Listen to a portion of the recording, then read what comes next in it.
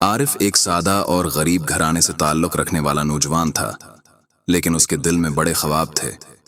وہ ہمیشہ سے چاہتا تھا کہ اپنے گاؤں کی حالت بہتر کرے، لوگوں کے چہروں پر مسکراہٹیں لائے اور ان کی زندگیوں میں خوشیاں بکھیرے۔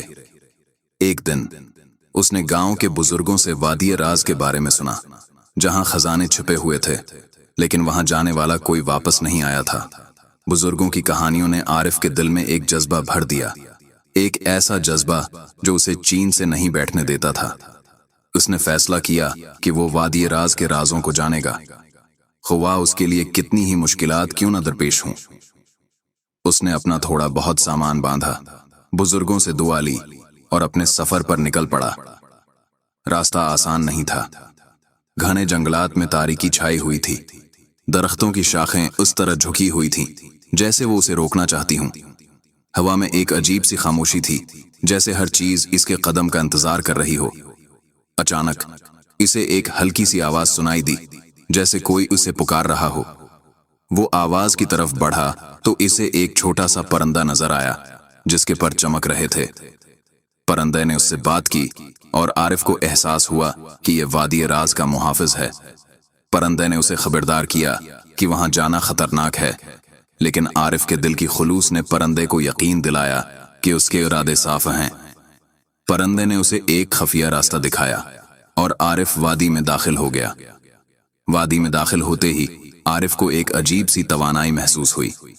ہوا میں ایک میٹھی سی خوشبو تھی اور ہر طرف پھول کھلے ہوئے تھے، لیکن اس کے ساتھ ہی اسے یہ بھی محسوس ہوا کہ وہاں کچھ عجیب و غریب مخلوقات ہیں جو اسے گھور رہی ہیں۔ وہ آگے بڑھا تو اسے ایک دریا نظر آیا جس کا پانی بالکل شفاف تھا۔ دریا کے کنارے پر ایک بوڑھا شخص بیٹھا ہوا تھا جس کے ہاتھ میں ایک پرانا نقشہ تھا۔ عارف نے اس کے پاس جا کر کہا، کیا آپ مجھے خزانے تک لے جا سکتے ہیں؟ بوڑھے شخص نے مسکراتے ہوئے کہا، خزانہ تلاش کرنے سے پہلے تمہیں اپنے دل کا امتحان دینا ہوگا، کیا تم تیار ہو؟ عارف نے کہا، ہاں میں تیار ہوں۔ بوڑھے شخص نے اسے ایک آئینہ دیا اور کہا، اس میں دیکھو اور اپنے دل کی گہرائیوں میں جھانکو، اگر تمہارا دل صاف ہے تو تمہیں خزانے تک پہنچنے کا راستہ مل جائے گا۔ عارف نے آئینے میں دیکھا تو اسے اپنے دل کی تصویر نظر آئی۔ اس نے محسوس کیا کہ اس کے دل میں لوگوں کی بھلائی کا جذبہ ہے، لیکن ساتھ ہی اسے اپنی کچھ کمزوریاں بھی نظر آئیں۔ اس نے اپنی کمزوریوں کو تسلیم کیا اور انہیں دور کرنے کا عہد کیا۔ بوڑھے شخص نے مسکراتے ہوئے کہا، تمہارا دل صاف ہے، اب تم خزانے کی طرف بڑھ سکتے ہو۔ عارف نے وادی کے اندر مزید سفر کیا۔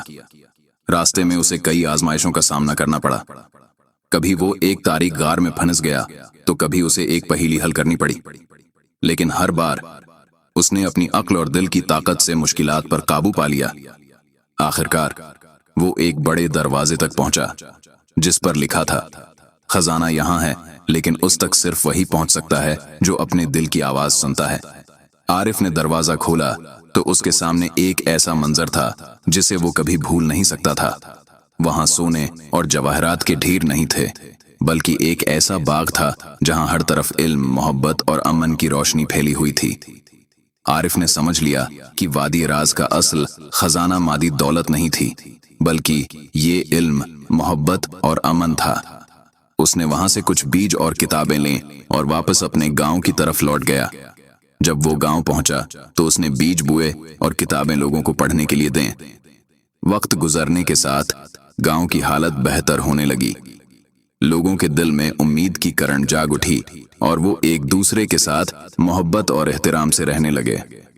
عارف نے ثابت کیا کہ اصل خزانہ وہ ہے جو ہمارے دل میں ہوتا ہے، اور اگر ہم اپنے دل کی آواز سنیں تو ہم کچھ بھی کر سکتے ہیں۔